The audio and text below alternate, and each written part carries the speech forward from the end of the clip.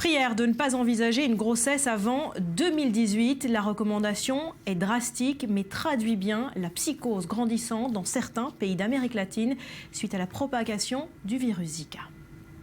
Ne pas tomber enceinte, c'est la recommandation de l'Équateur et la Colombie. Le Salvador est même allé jusqu'à encourager les femmes à décaler leur grossesse de 2 ans.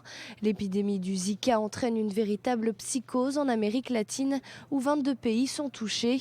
Ordre des autorités, se protéger des moustiques. Et c'est pour les femmes enceintes que l'inquiétude est la plus grande. C'est la raison pour laquelle nous recommandons aux couples de programmer leur grossesse. S'ils décident d'avoir un enfant, ils doivent prendre les mesures nécessaires pour protéger les mères pendant leur grossesse. Ils doivent couvrir une large partie de leur corps pour qu'ils ne soient pas exposés aux moustiques et pour qu'ils évitent d'être contaminés par le Zika.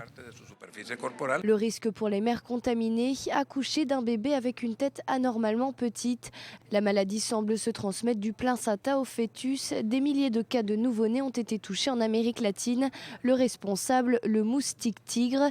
D'abord en Asie et en Afrique, la maladie a touché le continent américain fin 2015. De la famille de la dengue, elle est plutôt inoffensive pour les adultes. Elle ressemble à une grippe et dans 80% des cas, elle passe inaperçue. Aucun traitement ni vaccin n'existe pour le moment.